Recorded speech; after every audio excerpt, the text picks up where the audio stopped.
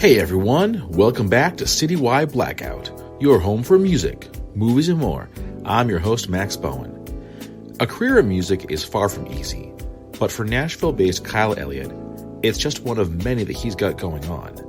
In this episode, we look at his work in music, but also running businesses with his family, and how he balances everything. Kyle shares the challenges faced with his start in music, and how getting fired from his day job wound up being the best thing that ever happened.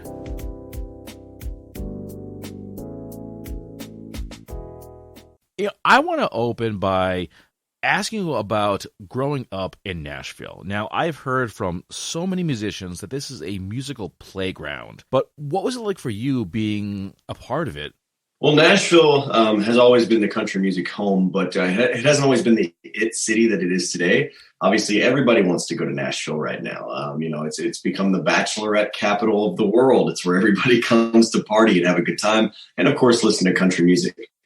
But growing up, I was born in the early '90s, and growing up during that time, Nashville was not an it city. There was nothing that really attracted people other than country music. You know, today there's at least tourism that goes hand in hand with that.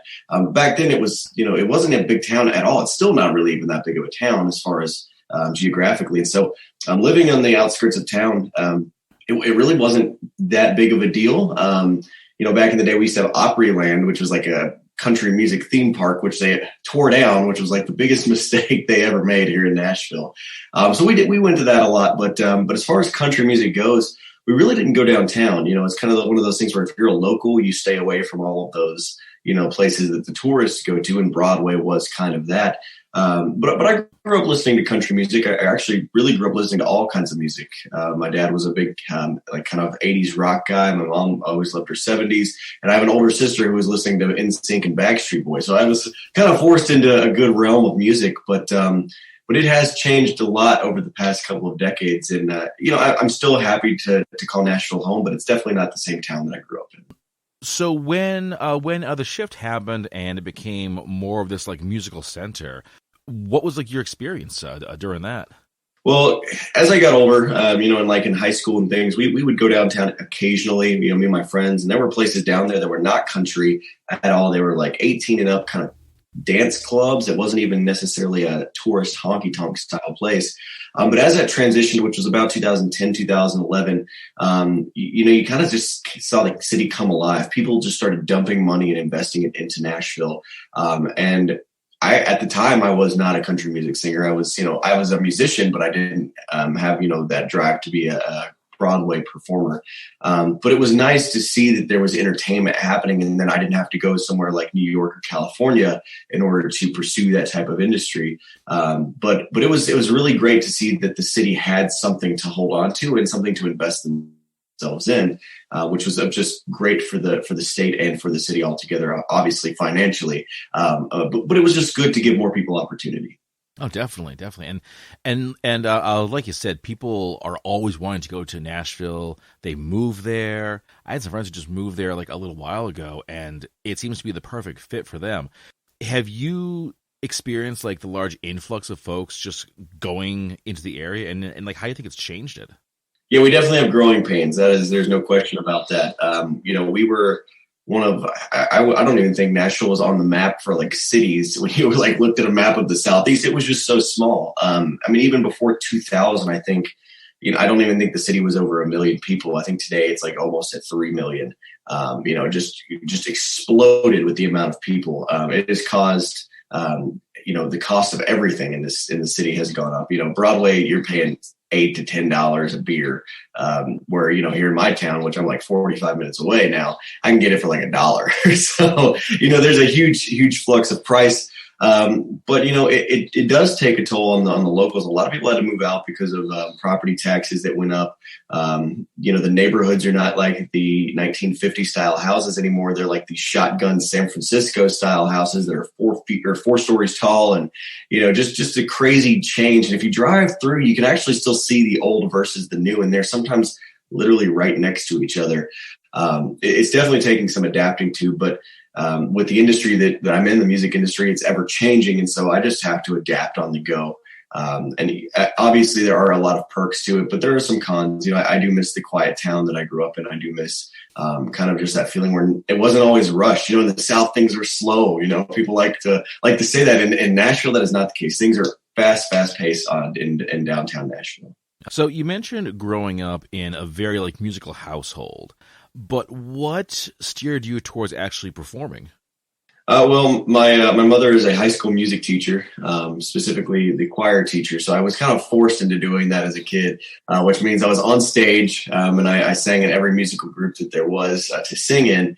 When I went to college, I actually originally went to college for vocal performance, which was all classically trained stuff, which I had a very long background in at that point. And I did enjoy that, but it's not what I wanted to do. There's not a huge industry for classical music that is a very successful one. So I thought, I'm going to go to the other side of things. I kind of changed my direction and said, I could see myself in a studio recording music for other people. So I went into audio production. I'm a musician because I'm not good at math. So I did have to kind of adjust my thought process a little bit more because audio production does take a lot of math as well. So I ended up going into radio and television, which was my final kind of place where I landed for my degree.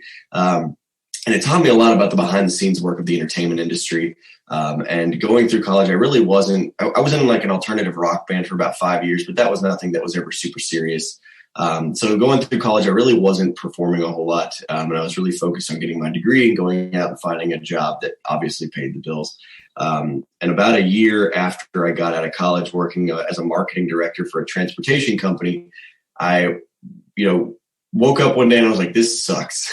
I hate what I'm doing. And I don't want to do this for the rest of my life. And I was 23 at the time. And I said, if I'm going to go do what I love, I got to do it now or else I'm not going to be able to. And so I did. I just started writing music and found open doors where I could go perform at an open mic night, met a few people, one thing led to another. And, 5 years later, here we are. But musically, growing up, I think my mother was a huge influence there. I don't think anybody ever thought that I would be a performer like I am. But as I grew up, and started performing, I think everybody realized that I had a true passion for it. And my family has always been very supportive in anything that I wanted to do. So really thankful for that because a lot of people don't have that at home. And so I'm really grateful that my family think that I am talented enough to do this. So that's a great thing. I think it's really great that your folks did support this because, like you said, they don't always do this. Sometimes you tell them, hey, mom, dad, I want to be a musician. And there's that, oh, God, we've lost him. He's going to be living here until he's 50, Exactly. We're never going to get him out of the house. But do they ever offer any practical industry advice for you when you said, okay, I'm doing music? Not really, because high school choir teachers don't necessarily consider themselves in the music industry.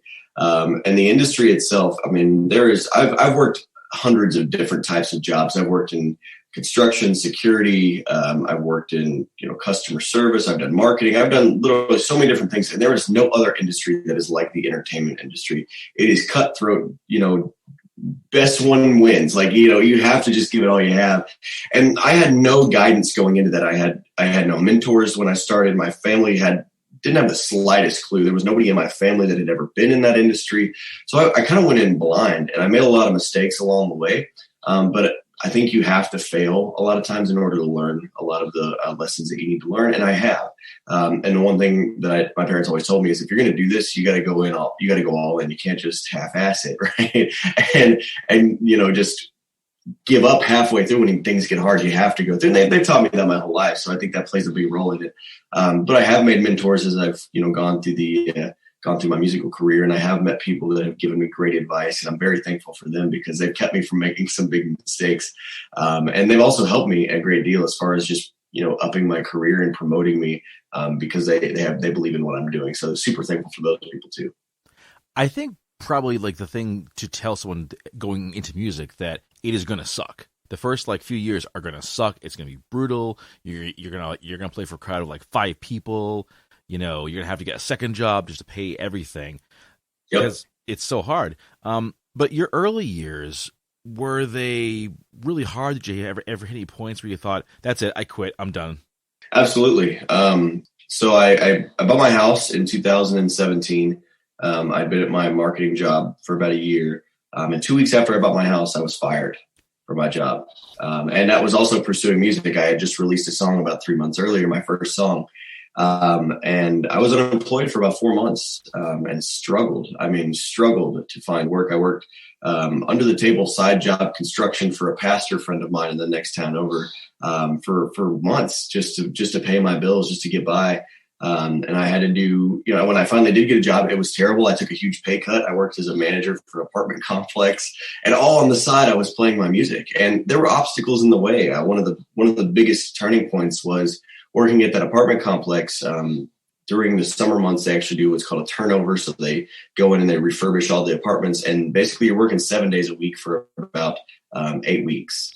And you don't get any time off. And I had an opportunity to play a show at the biggest county fair in the state of Tennessee, which is my home county fair. And I was like, I'm not missing this opportunity. And they're like, well, you can't take off. And I was like, okay, then I quit. And I walked away from it. And it was really at that point I knew that even though I had been aspiring to become a musician, it was at that point I said, nothing else is going to get in the way. Nothing else is going to keep me from doing what I love to do, because I'd come so far, and I realized that every other part of my working life was miserable in compared to when I was on stage performing. And one thing led to another. I started playing more and more, and I found an amazing job that allowed me to work about 3 to 4 hours a day, maybe 3 or 4 days a week, and paid me more than any other job I had ever made prior to that. And that happened to be a tour guide in Nashville. When I was in college, I actually was a campus tour guide, so I had some experience, and I was working in a bar downtown after that apartment job, making like $10 an hour. And this lady walked in who was a tour guide, and she said, "Hey, my company's hiring if you're interested." And I was like, "Okay, sure." And, this was summer or winter of 2019. And I said, screw it. Why not? I've come this far. What else can happen? And it took off like a rocket. And like I said, I was working 3 to 4 days a week, 3 to 4 hours a day. So I could work that during the day, and then I could go play my shows at night. And it was just fantastic. And so I started building up my repertoire. And actually, one of the businesses that we worked with on that tour was a venue. And so I got to know the management really well. And I said, "Hey, I'd love to play here if that's an option." And they said, "Well, if somebody calls out, we'll give you a call." And about 2 months after that, they called me on a Friday at like 4:00 in the afternoon. They said, "Can you be here in an hour?" And I said, "Yeah, you don't say no." Right. So I took the opportunity, and I went and played, and I played there for over a year, and made some other great connections with other artists. And one thing led to another. And now I'm playing on Broadway 5 days a week, touring whenever I get the chance to do that. And it all has come from the thing before it. So yes, to answer your question, yes, it's been tough. And a lot of times I felt like giving up.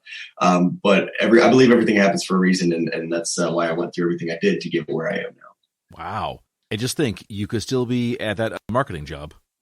Yep. I think about that very often, and I think, thank God I am not there. Thank God. Do you ever think, thank God I got fired? Yeah, honestly, that was a horrible situation that I was in. My boss hated me. My company was actually discriminating against me pretty hard, but I was in no position to fight that. And that's not even something I wouldn't even get into, but it was just such a exhausting point in my life where I didn't feel appreciated in what I was doing. And I was giving it my all. Like, I was working. There was one shift I worked, it was 32 hours straight working for that company. And just no gratitude on the back end of it. And I'm a firm believer in working hard to earn your living. And I was working hard, but I was not earning my living. And I definitely didn't feel appreciated. So I'm very thankful that I had that opportunity, because it did give me some connections during that marketing job to get where I am now. But I am thankful. And I told myself, I'm never going back. You will never find me working a 9 to 5 ever again. I was this close during COVID, but that's a very extreme measure, right? I would say if a global pandemic cannot push you back to that job, nothing will. Nothing will. I'd have to die, honestly. You would have to die, and they would have to drag your corpse back there and put you at your desk. Exactly. That would be the thing, because there was one day during the pandemic I woke up and I was like, I got to pay my bills, and I about drove down to the warehouse down the street to be an Amazon warehouse worker for $15 an hour, working 50 hours a week. And I was like, I just can't do it. And I found myself on that application page more times than I care to admit, but I never pulled that trigger, and I'm thankful that I didn't. Do you mind telling me how you managed to keep things going when everything just shut down? Sure. So I was fortunate enough to have worked at that bar that I mentioned briefly. And that was I worked there from like October of 2018 to February of 2019.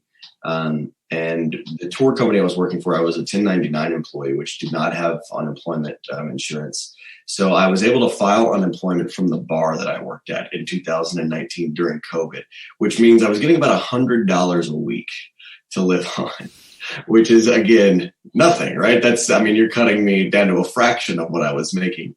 And after, the first stimulus check came through, I made the smartest move I have ever made in my entire life.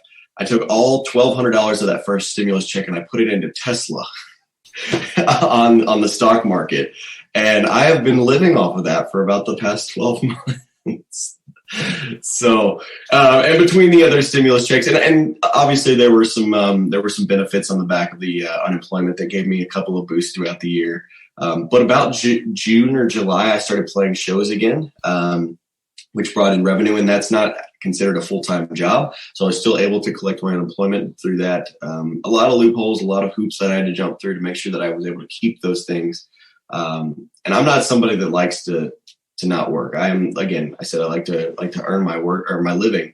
And so being on unemployment was kind of a moral difficulty for me because I'd never been on unemployment before. I don't like to rely on other people for things. But I will say it was there when it was used for what it was needed for in that point in time. And I'm completely financially stable again. I was able to put my mortgage on a forbearance plan to where I could just basically put all my payments to the end of my mortgage payment. But we're back up. We're good to go. And, I'm not back to where I was, but I'm very close. So it was a tough ride, but we made it. That is such a great story that you took the stimulus check, put it into like Tesla stock, and now you just were able to like live off of that. I took a very, very big gamble. That sounds like the majority of your life, though. It sounds like a lot of this is just taking chances, working hard, and they pay off.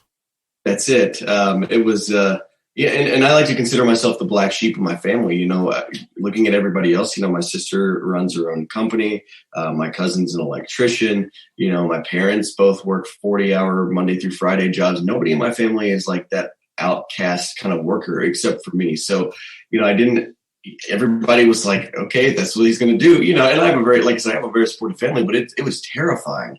But I'm very faithful in saying that everything happens for a reason. And when you just kind of go for it, nothing scares me anymore. Honestly, nothing scares me. I could lose my house. I could lose literally everything. It doesn't matter to me. Those are just things that can eventually be replaced. And to hear some of the other stories that some other people in my industry have gone through, as far as country music goes, Jimmy Allen's a great example. He lived in his car for 4 months and showered at the Planet Fitness, right? He did what he had to do to make his dreams come true. And I'm willing to do the same thing, even if it means costing me just about everything. The only thing I will not give up are the loved ones in my life. And luckily they're on my side to begin with. So I don't ever foresee that happening. Well, I certainly hope you don't ever have to hit that point where you're like living out of your car and showering at the Planet Fitness. Well, I think I'm past that point. In college, I minored in entrepreneurship, and I always wanted to work for myself. And so I have started 2 other businesses on the side of being a musician, which have also paid a lot of back end money. And both of those were started during COVID, which was an interesting time to start a business. But again, that Tesla money went to good use. So.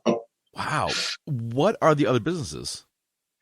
So my family and I actually started a disinfecting company, but it's a multi-purpose company. So we have a chemical that we spray that actually kills COVID, which is great. People, that are worried about that, we go in and spray their home or their business, but we also kill mold and mildew, and it's an odor eliminator too. So we can go in and like spray for smells or whatever. And then the other business I have is a mobile bartending company. Like I mentioned before, I worked for a bar, and I really, really enjoy the creative process of like mixology. And I went to a wedding where I stood in line for 25 minutes to get a beer. And I said, that's unacceptable. And a family friend of mine owns a wedding venue. And she goes, hey, I know you were a bartender. Would you want to come bartend at my venue? The last bartender we had got so drunk that he backed into our building. And so I had this idea. I was like, well, why don't I just start my own bartending company where I go and bartend events on the road? And it's been unbelievably successful. It's something that I never thought I would do, but it kind of came to me and said, hey, this needs to happen. And I'm the type of person that likes to grab life by the horns and go with what opportunity comes my way. So started that, and it's just over a year old now, and it's more successful than I could have ever imagined. I'm curious how you balance all this out with like music, because it definitely sounds like music is a full-time job. You run the business with your family, and you also run this business. How do you keep one from like toppling over? I don't, is the honest answer. I just kind of take it as it comes. My schedule is never the same ever, which is the hardest part of what I do, because like this week, I'm traveling to Florida for a wedding that I'm playing in, and I'm usually playing downtown. So I've got a gig on Wednesday night. I have to drive 3 hours to a gig on Thursday night, be back in Nashville Friday morning to get on a plane to fly down to Florida for 3 days, to then come back and play a show the hour I get back into town. A lot of it is luck to make sure that it falls into the place that it needs to be. I know my manager gets on me sometimes. She's like, you gotta let me know when stuff is happening. I was like, I will, if like as soon as I know. I don't get my schedule until 3 days before the shows happen. So a lot of times it's very last minute stuff. Thankfully, I have a great business partner. My family's great about carrying a lot of that weight. I'm kind of the back end guy for a lot of the stuff. The bartending, I'll be more upfront as the year goes on. But right now, we're doing a lot of logistical work, a lot of communications work, which my marketing job paid a lot of dividends there. And same goes for my family's business. We're doing my dad usually does most of the work, and then I do a lot of the billing and confirmations and stuff like that. Damn. On the one hand, it sounds like such this like madcap crazy life, but on the other hand, you seem really happy. You seem like you're really happy with everything, with like the way it's going. Well, I tell you what, I work jobs where I had to wake up at 4 o'clock in the morning and drive an hour to work in rush hour traffic, and I hated every second of that. Today, I got to wake up at 9 o'clock whenever I decided to wake up. I got to make breakfast. I got to, hop on my phone, talk to people about my music for a little bit. I got to go work on the bar that we're building for the bartending business. And now my band is in my studio that I'm building, setting up some instruments to do some test work. And none of it feels like work. And that's the best part, is I love everything that I do. Even for my family's company, that's not hard work. I get to help people in a point where they are not sure where they can turn for something, and then I get to be the thing that comes in and helps them. We're the bartending companies. People are trying to save money for a wedding or an event. They're looking for top quality service. I've been in customer service. I've worked for, as a bartender. I know what people expect, and so I can provide that, and it makes them incredibly happy. Every job from before the bar that I worked at seemed to put me in a place where people were unhappy. When I was a customer service rep, I was an emergency call center representative. Even in the marketing job, I dealt with more complaints about the transportation company that I worked for, and especially the apartment complex. I'll never do that again. That was awful. People just complain. And so they would come to me in their worst moments. And I found that I wanted to be in a place where people came to me either at their worst moments so I can make it better, or their best moments so I can make it even better. And there's no better feeling than being on stage and having people sing along to what I'm doing. And I just lose myself in those moments, because I'm so thankful to be there, because I've been in the places that I never want to be again. When you're like out playing a show, do you ever have to fight the urge to like talk to the bartender saying, hey buddy, I know how you can like do this job better? No, they're most of them are much better than me. If they're on Broadway, they've been bartending for a good while, and they're like flying through these drinks. Granted, most of the time they're not making anything crazy, but for the bartending business, we do pride ourselves on being very professional, which is not necessarily what you get on Broadway. You just get quick service, which is great because you don't want to wait in line when you're downtown. But for us, whether it's a corporate event or a wedding, if you're having a martini, I'm going to make sure that thing is perfect, and I'm going to do it as quickly but as professionally as possible. So, I've never ordered a martini on Broadway. I probably never will. I don't know how great that would turn out if they're over here doing this and popping 4 or 5 caps on a bottle on the other side. So, but no, I try to keep them as separate as possible. Cause I imagine your mind, you're looking thinking, this guy could do this and change that and fix that up and do this differently. Just because if I go to a wedding, yes, absolutely. Because unless I'm walking up and I've already memorized my drink from the time before that I came up, I'm like, you don't know what you're doing. But that's just me wanting to always be better. So exactly. All right. Let us talk about your brand new single, Empty. This one was recently released. I love the song. I read though that this was inspired by Chris Young. Can you tell me how they influenced the music? Well, actually, it's Chris Stapleton was the one that influenced this song. Okay. One of his songs. Chris Young is another country artist who I aspire from, who has a great low voice like I do. That's one of the reasons why his name is on my bio. But Chris Stapleton has a song called Whiskey and You. It's a very slow song about how he's basically drinking himself into a pit of misery. And one of the first lines is, there's a bottle on the dresser by your bed and it's empty. And I loved that line. I just thought that was like the most descriptive, most, metaphorical line that he has in that song. And I just love that song so much. And I was like, I need to write a song about that bottle being empty. And so that's where the idea came from. And I took it to a friend of mine who I actually went to high school with. And we sat down in about the first 30 minutes of our co-write. We wrote that chorus for the song. And it was just awesome. I was like, this is exactly the direction I want to go with. And then we hit a brick wall and we couldn't come up with anything for the verses. And so after about 2 hours of sitting there, basically with nothing coming to the table, I told her, I was like, let's wrap this up. We'll come back to it. And I love when inspiration strikes. So later that night I was laying in bed and I could not fall asleep because I kept thinking about the song. And so it was like 2:30 in the morning and I got up and I grabbed my guitar and I was like, I got to finish this. And so I just started playing it and the words just started coming out. And about 30 minutes later, I had the rest of the song. And it's definitely one of my favorite ones. I don't know if it's my absolute favorite, but it was one that when I wrote it, I was like, this has great value to it. Definitely. And definitely was something I'm proud of as far as a songwriter goes, because those do not always happen. You have to cut through a lot of other bad songs to get to some good ones. What do you ever do with the bad songs? Do you just try and find some way to kind of reuse them or use parts of them? Or do you just chuckle and say, starting over? No, I always hold on to every song that I write, no matter how bad it is, because I can always go back to it. And, there's songs I've held on to for years at this point that I have now finished or that were bad and I rearranged because I maybe wasn't with the right person co-writing it. I wasn't in the right mindset or the right place at the right time.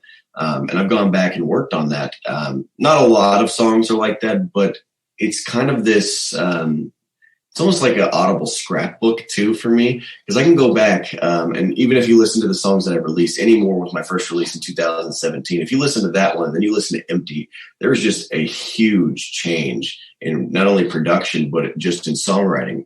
So I like to follow where I came from and just look at the progress and because I'm always like, man, I feel like I'm never going to be able to write as good a song as the one that I just wrote that I think is great. And just somehow I push through and the next song is, the next one that I get to is a great song. And I'm like, okay, well, how am I ever going to write anything better than that? And so it just is this continuing wheel. And I have to kind of beat myself in my mind thinking about that because a lot of times you can get in the way of writing a great song. But no, I think keeping them is very important. So you can, one, see where you came from. And two, you just never know. I mean, maybe a song that I think is terrible, everybody else might like. So that has happened. One of my least favorite songs that I released is probably the most loved song everybody enjoys compared to what I think. So really? You never know. Which one's that? You never know. It was the one I put out before Empty. It's called Come On Over. I like the song, but out of all the songs that I have released on this project that I'm working on, that's my least favorite, and everybody loves it. I mean, people are like, you got to get that, you got to pitch that to so-and-so and get this with a publisher. And I'm like, really? Like that song? Not this other one that I think is the most incredible thing that I've ever written? No, that's okay. Oh man, that's how it goes sometimes. The one that you're least proud of is the one that everyone wants to hear. That's right. So you never know, and that's why I think it's important to release a lot of music, because or at least play a lot of music out for people and get reactions, so you can kind of gauge what other people think. Have you ever dropped a song because like you played it like before a crowd and it was like crickets? Not necessarily dropped it. I definitely test run my songs in crowds for about a year before I really decide whether or not it's something that I'm going to roll with. And the reactions that I get, I kind of base that off of it's kind of 50-50. It's my value versus everybody else's value. And if I like it and they like it, that's a good combination. If I like it and they don't like it, well, I still like it and it's my choice. So depending on whether I like it enough, I will move forward. But there's other songs I've played for people and that I thought were great. They're like, I don't quite get it. And I was like, okay. And so I've set it aside, but that doesn't mean again that it's gone. It's always going to be there. I don't ever want to throw work away because I spend hours. I mean, the writers co-writes that I go into could be 2 to 4 hours long. And sometimes we do multiple sessions on them. So I wouldn't want to throw all that work away and just be like, well, it's no good. You can always use those as references or creative processes later down the road. Okay. I want to ask next about working with Stephanie Nash. You worked with her in 2018 for the song Never Break. How did you know her and what was it like working together? So Stephanie and I met kind of on a whim. This was back in my early part as a country singer as well. I was really building my social media brand at this point. And I think we had a mutual friend who had shared one of her things from her Instagram page. And I saw that it was like a songwriting thing. And so I reached out and I was like, hey, saw your post. I think I saw that she was like in my area. And so I was like, if you ever want to get together for a co-write, let me know. And she was like, yeah, sure. And I had no idea that she wasn't, she was also new until we actually met face to face, and she hadn't released any music. She hadn't, done much writing at this point. She's like, I have this whole book of songs that I've written or ideas that I've written. And she's like, if you want to like go through it and find one. And so she had, part of Never Break written. But she doesn't play an instrument, which I didn't know either going into it. So we would go in there and she's like, yeah, I have this song. I was like, okay, let's hear it. And she started singing and I was like, well, what key is that in? She's like, I don't know. I was like, okay, well, hold on, let's figure this out. So I like put the instrumentation to it. And then we collabed on it. And by the time we were done writing the song, we were both kind of looked at each other and we were like, this could be either one of us could do this song. And then we kind of have it at the same time. We're like, why don't we make this a duet? Because if you just change the pronouns in the song, you can make it a male or a female version. And the idea was we just do both. Why not? And two heads are always better than one. That song has had more success than any other song that I've released because it's, again, two people promoting it is always going to be better than just one person. And she's had a very successful career as well. She's gone more towards like the musical agricultural side, which is great because her family owns a dairy farm and they're doing like a lot of nonprofit stuff for that. And she's got a lot of new songs coming out. So they've had a lot of success. And on the back of that comes success for that song. But it was a lot of fun going in there. It was the first duet that I'd ever recorded. The producer that we worked with is a good friend of mine, and he really enjoyed working with both of us. And everybody, I've even had people on Broadway that have heard my music before. They know that song, and I'm like, okay, yeah, I'll play it. So it's a great song. It is a slow song, but it has a lot of power to it. And she's a powerful singer, and I think we really blended well together on that song. Are there any other Nashville artists that you're hoping to work with? Because you never know, they could be listening. Yeah, my all-time like huge artist kind of crush that I have as far as talent goes is actually not a Nashville guy. He's actually a Texas guy, and that would be Cody Johnson. I'm a huge Cody Johnson fan. He's just the most real songwriter. Every single one of his songs I can tell that he had a hand in it, or whoever wrote it with him focused on the real story and not just like these cliches or these, basic kind of terms. He talks about specific locations and, these memories he has. And I love that in his songwriting. So it's one of the reasons why Chris Stapleton is such a big influence as well, is because he does a very similar thing. But he has a kind of 90s traditional Southern country sound. And I love that. Maybe it's because I grew up on that sound, but he's a huge inspiration to me. If I ever had the chance to work with anybody, hands down, it would be him. He's also a grassroots artist, so he came from nothing as an independent artist for 10 years and then sold out the Houston Rodeo with 70,000 people with no label, which I think is just the coolest thing. Who needs a label? That's kind of his motto. Now, he is signed with one now, but after they were like, we'll let you do anything you want to do. Here's a bunch of money. So that is a great contract. I really like that idea. Yeah, right. Dump truck out full of money. Do what you do. The end. Simple. Exactly. I mean, they're still benefiting, but I'm pretty sure he has free reign because I don't think he would have signed if he didn't have that. Now, you yourself also work with a company. And Yes. how did you come to like their attention, and what is the dynamic? Sure. So it's a management team. It's not a record label. So I still am an independent artist. But it was interesting because Scarlet River is actually based out of the United Kingdom, which most people are like, how does that work? You know, how does your manager work and live in a different country and work with you? And the idea was, again, my marketing and entrepreneurial kind of part of me coming into play here. I met the owner, Rachel Selleck, at a writer's round in Nashville. One of her other artists had come over from the UK, and they were just playing it around that I was at. And I just happened to sit down next to her, and we struck up this conversation, and she told me all about her company and what she did. And I thought that was awesome. And that was it. I didn't really talk to her much after that. I did a couple things with the artists on live streaming and stuff. But I reached out and I said, hey, you know, I really want to make a presence outside of the US. And I said, country is really coming alive in the UK. You know, would that be something that you could help me with? And she was like, sure. And so we put together this package, and she started managing me as far as the UK. I mean, that's how we have this set up here today. And we have had a ton of success. I've never stepped foot in Europe. And my song, Come On Over, was in their top 20 on the iTunes country charts for the UK, which is awesome. I had a song that I had actually written, or I'd actually performed on, not written, but had performed on, that was up for an International Singer-Songwriter Award for Song of the Year, which I had no clue that it had even made it to that point. But my manager was like, hey, this is up for an award in the UK. And I was like, awesome. So I've made this big splash without even meaning to. But the idea is that there is such an overspill of artists in Nashville. It's so saturated. Why am I trying to cut through everybody else, just like everybody else is doing, when I can go to a different place where there is next to nobody working this amazing group of people that are hungry for country music? I mean, they have made really just one big festival every year, and it is huge. So I'm thinking, why would I not go and promote myself over there? And so that's kind of been the idea. We've been working together for I want to say coming up on a year here, because it was during COVID that we started working together, and it's been awesome success. I hope that one day in the near future, they'll lift those travel restrictions so I can go over there and work person to person with them and maybe do a European tour. That's really the dream at this point. But it's been a great success thus far. I was really intrigued because I was reading your bio and thought, okay, he lives in Nashville, but he's a big deal in the UK. How does that happen?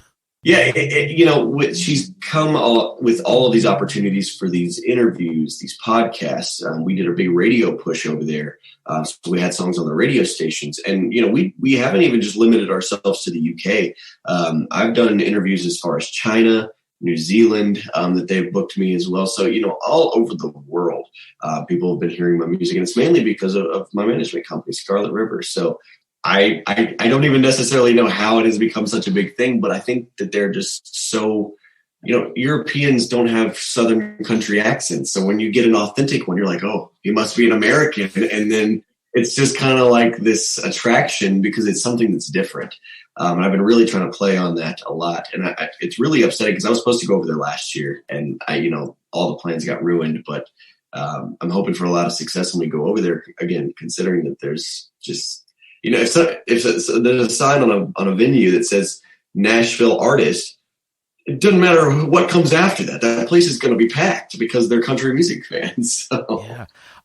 I've had the chance to meet some like other country artists in the UK, and when this first started, I thought, I am surprised that country is such a big deal over there. I always thought country was like a US thing.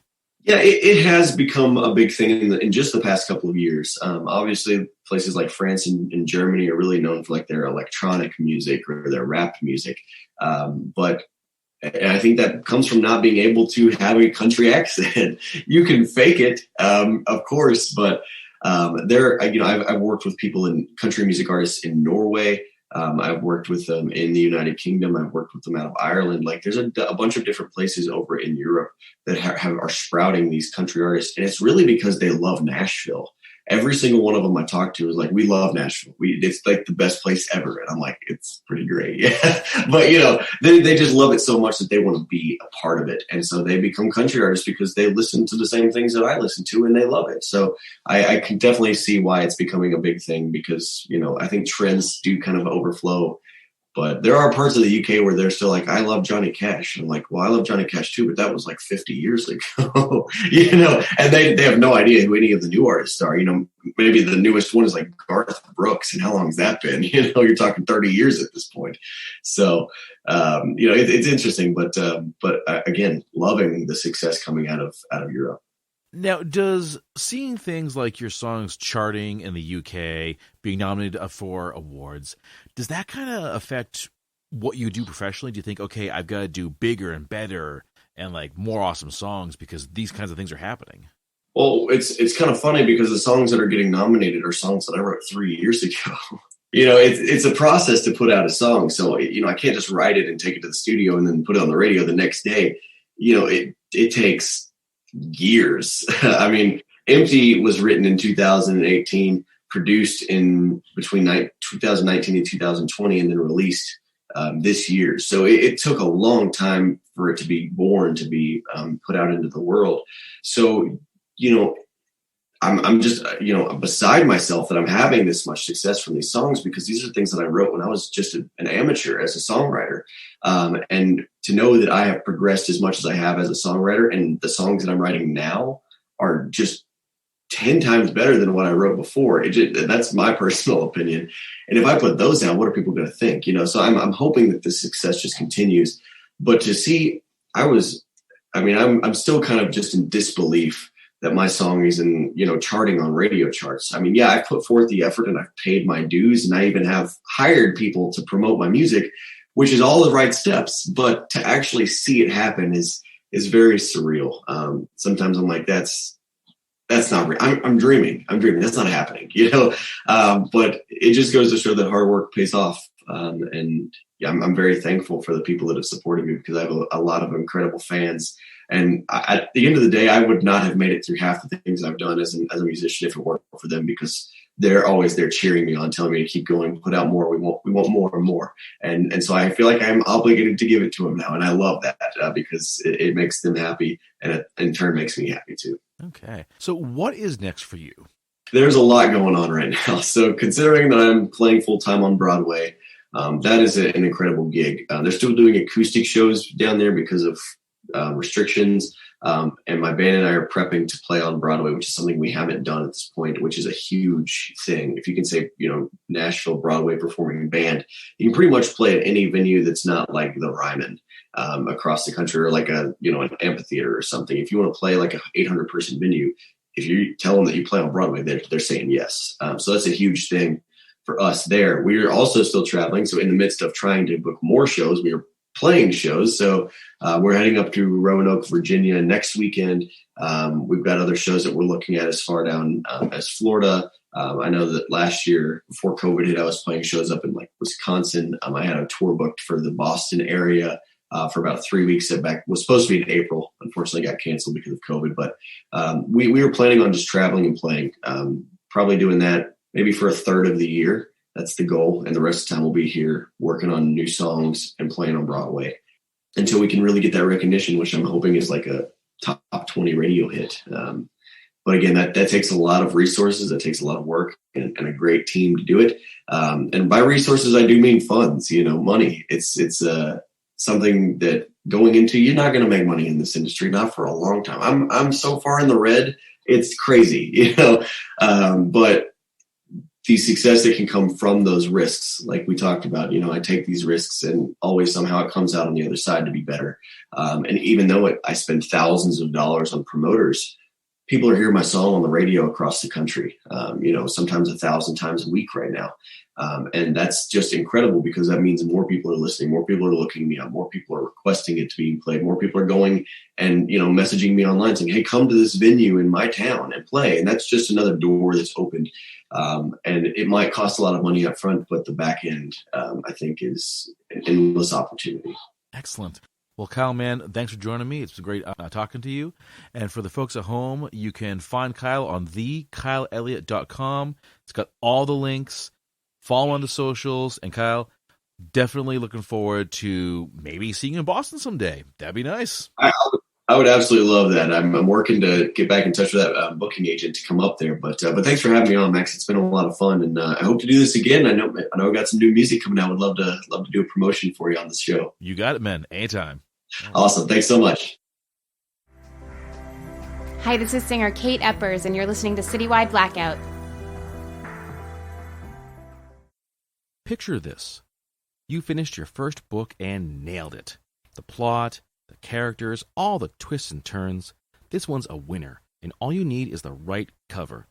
If you've got my art skills, this is the part where panic usually sets in. Enter the cover villain, hero to writers everywhere. Founded by noted author Remy Flagg, Cover Villain focuses on composite image covers for science fiction and fantasy writers. Give them the details, and they'll craft a cover using popular trends that everyone will want to see. But wait, you say, I've got ideas of my own. No problem, as Cover Villain loves a good collaboration. As they say, our goal is to put a little villain in every cover we make. Want to know more? Then head to covervillain.com and follow them on Facebook and Instagram. Okay, folks, that brings this episode to a close. You can follow the show on Facebook under Citywide Blackout and Twitter and Instagram under Citywide Max. Listen to the show on Podbean, Spotify, Amazon Music, Apple Podcasts, and every Saturday at 10 p.m. on Boston Free Radio. To close things out, enjoy the song Empty, Kyle's newest single, a story of love and loss and how alcohol is used to fix a broken heart. As always, keep those ears open.